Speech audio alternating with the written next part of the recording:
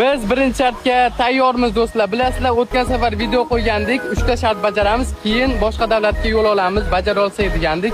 Hozir birinchi shart ko'pchilik o'sha usulingizni Bilolbekka o'rgating debdi. Men do'stlar usulimni o'rgatdim. Hozir ko'rib baho beringlar.